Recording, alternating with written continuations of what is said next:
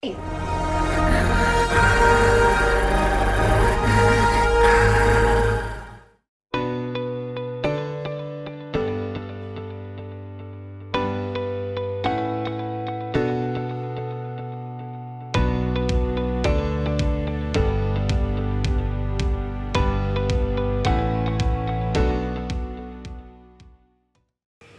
guys, it's Liz here at Springfield Leather. Brought my good old friend Clayton. Yep, back in the videos, I guess. And we hear that you have been interested in some of our display props behind us. So put the hat on. Apparently you guys like this. I mean, it's a pretty good hat. It's pretty nice. All right. But what's more interesting is these bags that we got sitting up here. Yeah. Now, one of our associates in research and development, Larissa, made these. And she mainly made them as samples to show off some of the great hardware that we have. And some of the great canvas and leathers, but... Yep, she used all materials that obviously we sell here. And so we've got some of our mesquite oil tan matched up with some Martexin blue wax canvas to make a pretty awesome crossbody tote bag. Or maybe just a shoulder tote, I don't know. The strap lengthens, either or. That's true, it can go across somebody's body. Clayton's not a big person. Yeah, but yeah, just some awesome bags here. We've got kind of a briefcase satchel. This guy. Yeah. So. Check out the interior. She used some of the same natural Martex and wax canvas on the inside to make some of the pockets. It's real nice. It's got a ton of accessories in here, and like even this little pouch. She's used button studs. Well, let's see. And it's removable if you're smart enough to do it. Which apparently I am not. There it goes. There's a piece. So anyway, that comes out, and you got yourself a little wallet pouch that you could just throw in and carry. Yeah, I think one of the awesome things that I like about this bag is the way she did the straps, matching up with the gussets and then attaching to this bottom D-ring that she has coming out of the side of the gusset there.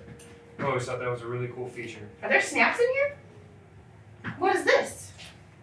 Go ahead and snap it. What? So that interior is made separately from the main body of the bag. This. Does it lift out? Yeah, so you have to unclip it. Oh, but wait. Yeah, unclip the shoulder straps. So this unclips, and then this pulls out. Yeah, and then it's removable. That's pretty slick. So it's a pretty clever way to have bottom attachment points to an interior that's made separately from the main body of the bag. Yeah. Yeah. So that's pretty neat. Anyway, we have got a small leather craft we just wanted to demo for you guys real quick, give you some ideas why maybe some of you are stuck at home in quarantine or, under a stay-at-home order or whatever. Shelter in place. Shelter in place. Yeah, Hard word that's to remember that, shelter. Anyway, so we're going to do a cool little pin cover for you guys. And so we'll try to make the pattern available online, I think. Yep, we got it up there. Awesome. And so what I've got here is Hermano London Tan Bridle. It's split down to about a 3 to 4 ounce. You could use any 3 to 4 ounce leather though, whether it be foil tan, chrome, fetch tan, whatever. So we've got our nifty little pattern here. Guys, this is a hot hat. I just can't even. That's a leather hat. Whew! All right, so this is actually pretty simple. You don't really need to cut out the pattern pieces as shown. You start off by cutting a couple of straps. And so what we're going to do is we're going to start by cutting a 2 1/16 inch wide strap. It's very specific. It is. You're making a pin holder. This is important stuff. So tell you what, guys, fresh blade and that strap cutter makes all the difference. Yeah, that's kind of the make or break deal with these things. Yeah. Now the second strap we're going to cut is 1 9/16 inch wide. Set that up there. 1 9/16, got that.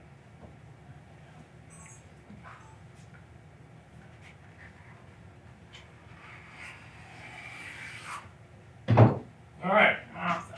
got our 2 straps cut there. I'm just going to fold these over, just double it over and line up the edges. Do that for about 6 or 8 inches on one end.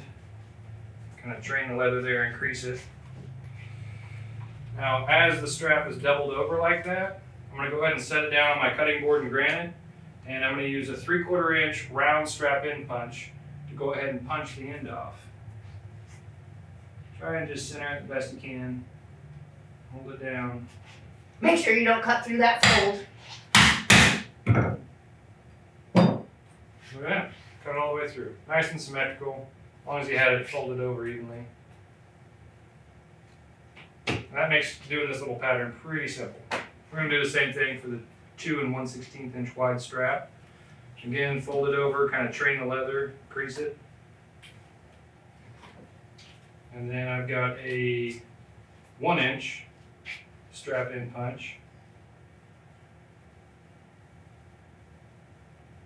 And center it the best as possible.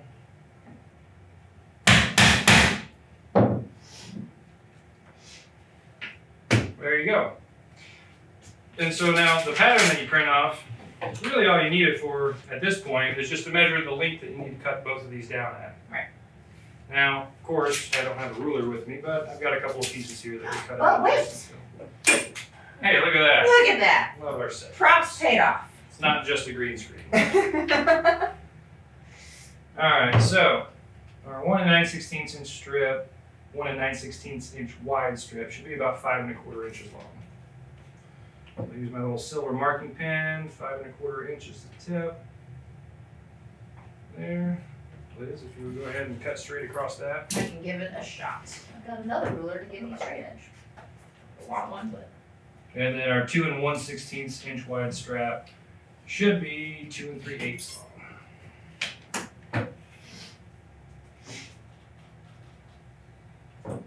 Cut across that. Alright, at this point we're going to go ahead and spread a nice, real skinny or thin bead of glue right along the edge. Our handy dandy TS Boy glue pot here with some Van Grip. Something, just a leather contact cement similar to Barge or Masters. Anything like that'll work. And we're just going to go right along the edge. You don't want to glue too far in, otherwise you're going to have a hard time getting your pin in there.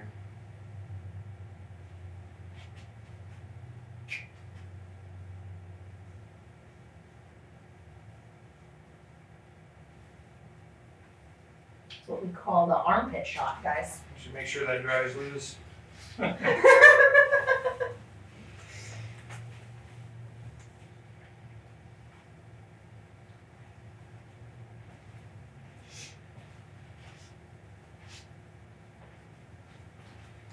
All right. Wait till that gets tacky. We dry again.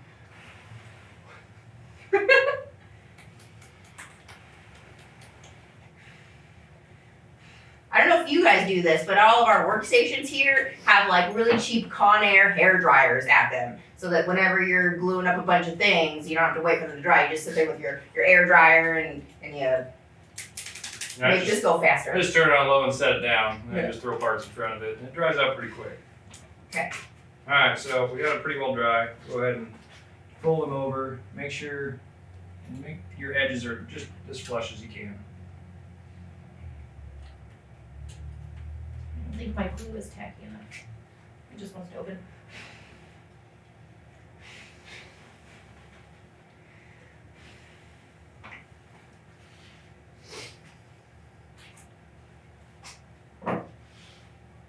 There we go. Got it? Yeah. All right. It's holding down. So now this, which is going to be the cap to your little pin cover, I'm going to go ahead and draw a line, which I'm going to follow with my hole punches, so I can hand stitch it. And our seam allowance is going to be, this one I'm going to do a little bit under 1/8 of an inch, just barely. It's going to be pretty tight to the edge because it's a small pin holder. You don't want to stitch too far in. And so you're going to start about right there. Using my wing divider, we're going to draw a line following the profile. And then we're going to do the same thing on this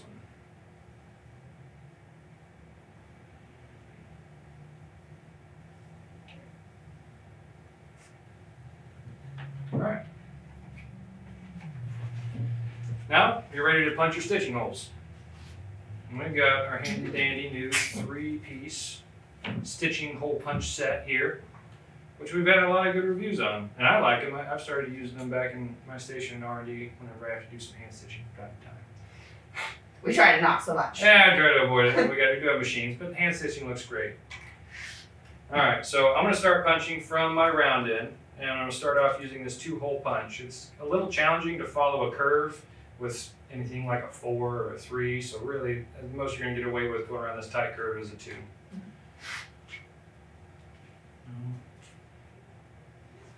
Try to make sure both your punches are on the line. Don't have to whack it too hard. These things are pretty sharp. You're not punching giant holes or anything. And I'll stick, of course, my last punch into the last hole to make sure I maintain an even spacing.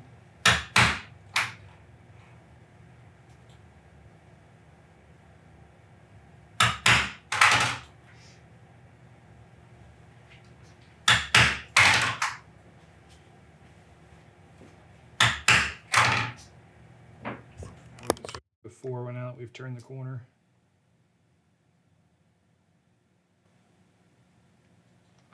I don't really like how easily these things come out of the leather.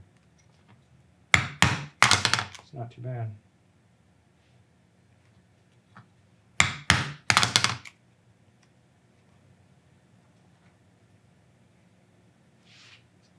Barely get 4 more.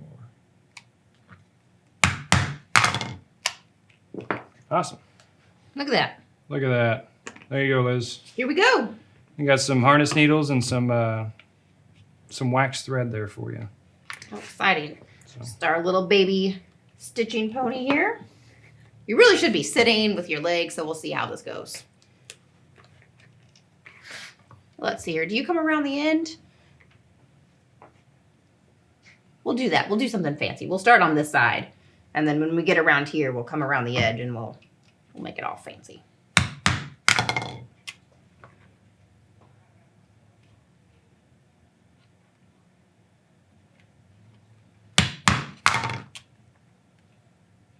don't think it's going to be long enough, dear Clayton. We'll see. I didn't cut it, so you can thank Tony for that. We're just going to find a longer one. Thread is cheap, guys. Use more than you think you'll need. Let's see, here's that way. Beautiful. We'll figure this out.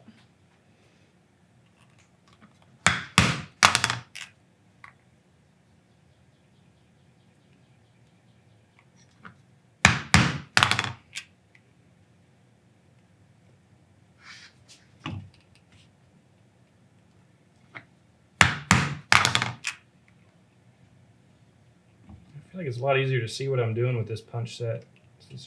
The handle's so slim. You can see around it a lot easier. Yeah, that is nice.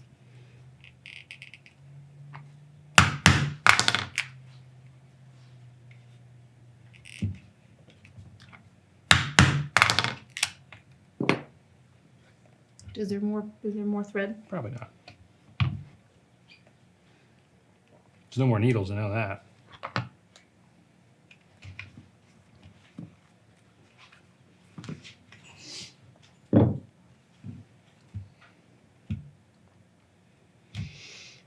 Well, what else do we have to talk about, Clayton?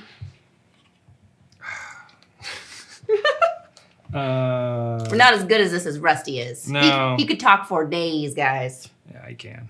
Liz said she had some good banter, but I try, but I'm in the groove. This is when you're in the sewing groove. It's hard to come up with fun banter. Is that like a stitching groove? It is like a stitching groove, guys. Woo! so I heard you got a new puppy the other day. I did get a new puppy. Did you put pictures of her up? I did. Guys, she is so cute. Her name is Luna, and she's a little Australian Shepherd. And we got her last weekend. And so she's still getting used to everything, and she's just almost 4 months old, not even quite. And but she has just been a blast to play with, and she's super cuddly. I already have 3 dogs, so I don't know why I needed another one, but apparently I did. We were trying to we've also got a husky. I'm sure you've seen him on some of the posts, Miko, and we thought he needed a friend, and we're gonna have to give it some time on this one because right now he's not feeling his friend, but Yeah, they'll get along. yeah, he'll get used to her after a minute. Australian Shepherd. Mm-hmm. She'll be nipping at his heels every chance she gets. That's okay. He needs it. So I'm just going around the tip here. See if I don't cut my threads. You know, just kind of fancy. It's a little fancy stitch at the end. You usually only do that whenever you have finished your edges first, but I don't really know if we're finishing these edges, so we're just gonna go around it. Yeah, we're gonna gum drag them, so. That'll be fine. We won't finish that edge. We'll just finish these out here. Look at that.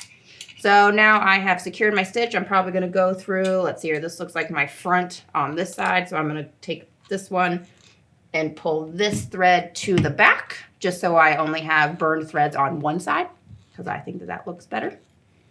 I'll take that out. Clayton, are you interested in a pony? No, why don't you just show me how to do this? I don't know if I'm doing it right. Hey, why don't you? Yeah, here, we'll trade. You trim and burn. Yeah, these are terrible, guys. Just look at those stitches. Ah, they're fine. They're. She's the biggest sucker.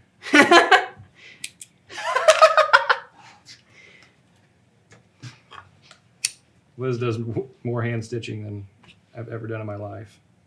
I do. All my knife sheaths that I make are all hand sewn. No, my husband is a knife maker, but really most of my sheaths I do for just other knife makers. Some in the area, some people that I've met from all across the country. So that's what I do kind of on my own time, and helps keep me related to leather, because really all I do here is answer emails and phone calls from y'all. So I do a little bit of leather work on my own time, so that whenever you do call with those questions, I do have some experience. At least I get to criticize my leather work. I do. I criticize his all the time. It's my joy in life. I'll grab some sandpaper real quick. Oh, here, Okay. I got some over there. Not criticize, we collaborate. Yeah. We collaborate about his leather work. I've been looking for that, Tony. Look no further. All right, so I've got, what, a 320 grit? Yeah, 320 grit little sanding block here, which these are really handy if you guys ever sand stuff by hand like this, especially with some fine grit sandpaper. I picked some up at O'Reilly's, like some 1,000 grit sanding blocks, and man, they really get you a nice edge.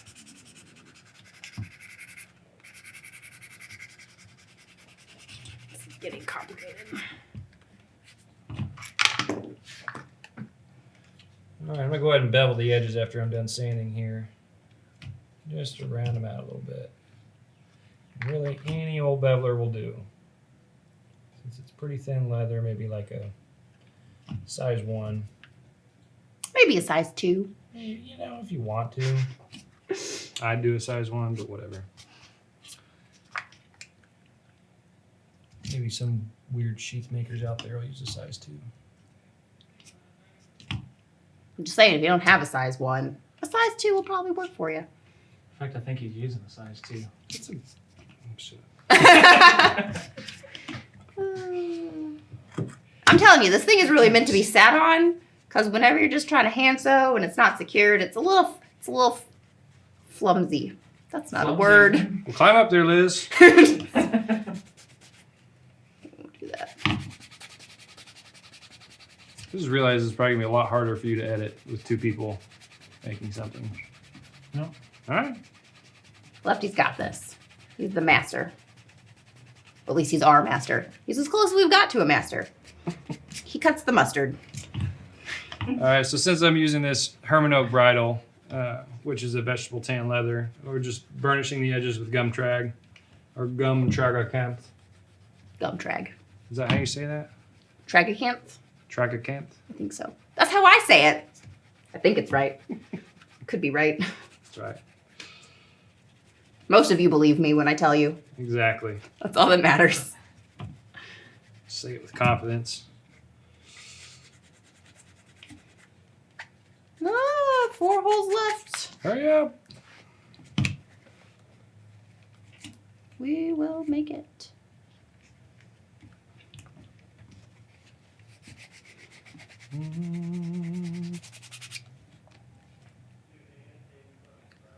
Let that dry out a little bit.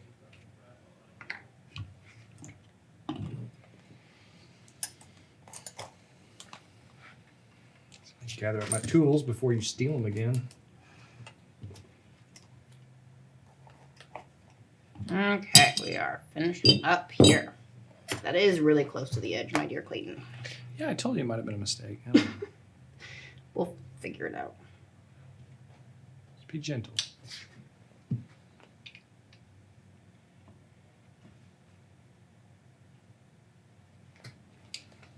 Oops. Where's that pencil here? I'm not making a pencil cover. Just won't do. Whoops. There it is.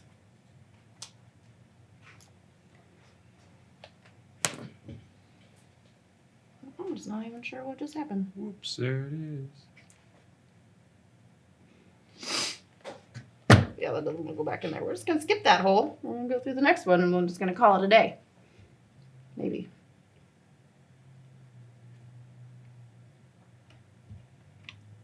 Ready when you are. Failing at this. There we go. Freebies. Incoming. Okay. Cut and burn. Now filmed in 3D.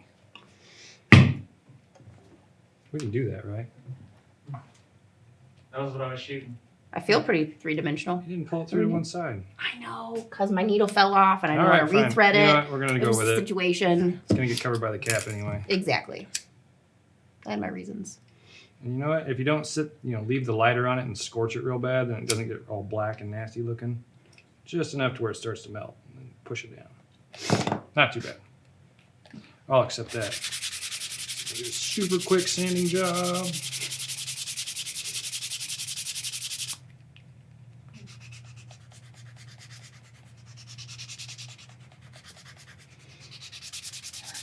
What do you think?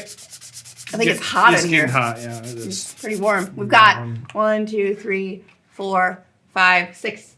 We have 6 lights pointing at us, guys. It's quite toasty I was coming around the ceiling. in this room. A couple big black walls to. Yeah, and just radiate the heat back at us.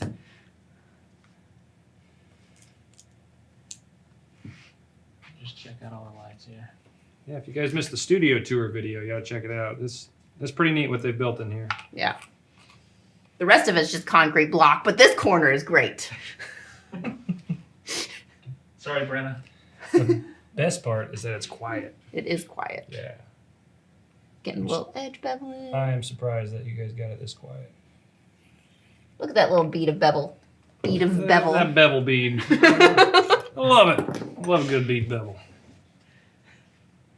All right. Some gum trag on there.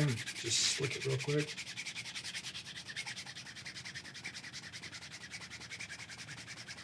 Burnish my thumb. The only way to do it.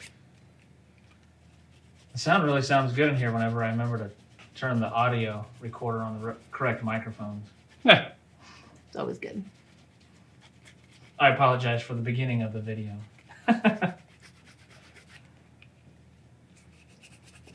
Top just a little bit.